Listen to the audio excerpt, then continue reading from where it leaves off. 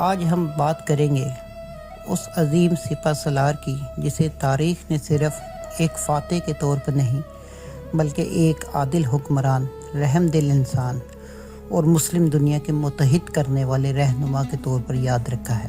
یہ داستان ہے صلاح الدین ایوبی کی، جن کا اصل نام یوسف بن ایوب تھا۔ سن 1137 عیسوی میں تکریت کی سرزمین پر ایک بچے نے آنکھ کھولی جسے وقت نے آگے چل کر بیت المقدس کا فاتح بنانا تھا۔ ان کے والد نجم الدین ایوب ایک بااثر باصلاحیت شخصیت تھے، جبکہ ان کے چچا اسد الدین شیر کو ایک نامور سپہ سالار تھے۔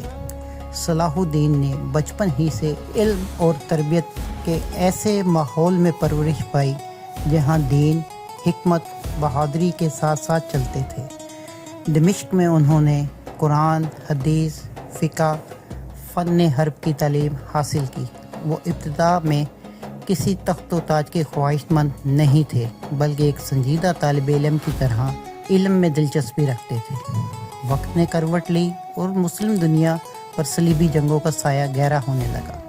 اس دوران شام کے حکمران نور الدین زنگی نے مصر کی سیاسی صورتحال کو سنبھالنے کے لیے اسد الدین شیر کو بھیجا اور صلاح الدین بھی اس مہم کا حصہ بنے۔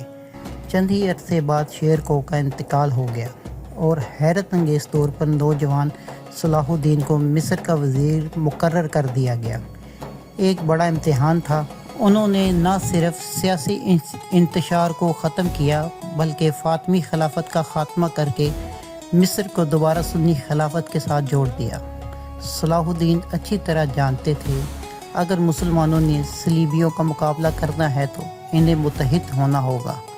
انہوں نے مصر، شام، حلب، یمن کو ایک مضبوط قیادت کے تحت جمع کیا۔ ان کی حکمت عملی صرف تلوار پر نہیں بلکہ اتحاد، نظم و ضبط، اخلاق پر مبنی تھی۔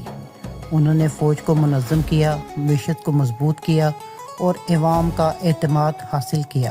سن 1187 عیسوی میں وہ لمحہ آیا جس نے تاریخ کا رخ بدل دیا۔ حطین کے میدان میں صلیبی افواج اور صلاح الدین کی فوجیں آمنے سامنے تھیں۔ شدید گرمی، پانی کی قلت، بہترین جنگی حکمت عملی نے صلیبیوں کو کمزور کر دیا۔ یہ جنگ فیصلہ کن ثابت ہوئی۔ صلیبی لشکر کو بدترین شکست ہوئی اور ان کی طاقت ٹوٹ گئی۔ اس فتح کے بعد بیت المقدس کا راستہ کھل چکا تھا۔ تقریباً 88 سال بعد بیت المقدس دوبارہ مسلمانوں کے ہاتھ میں آنے والا تھا۔ جب صلاح الدین شہر کے دروازوں تک پہنچے تو سب کو 1099 کی وہ خون ریز تاریخ یاد تھی جب صلیبیوں نے شہر میں قتل عام کیا، مگر اس بار منظر مختلف تھا۔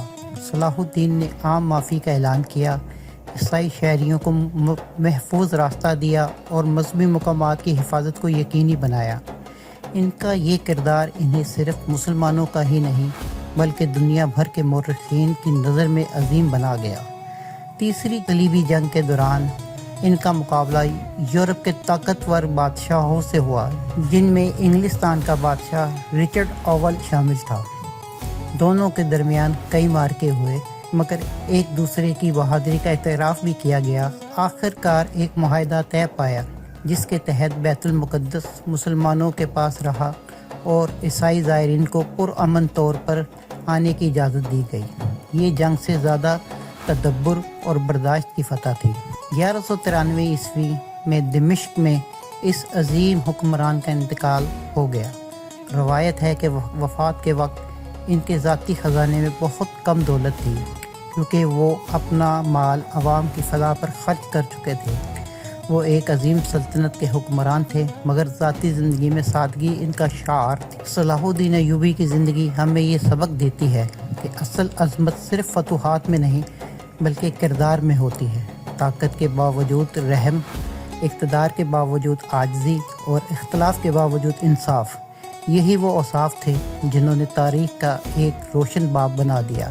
آج بھی جب بیت المقدس کا ذکر آتا ہے تو ایک نام احترام کے ساتھ لیا جاتا ہے اور وہ نام ہے صلاح الدین ایوبی۔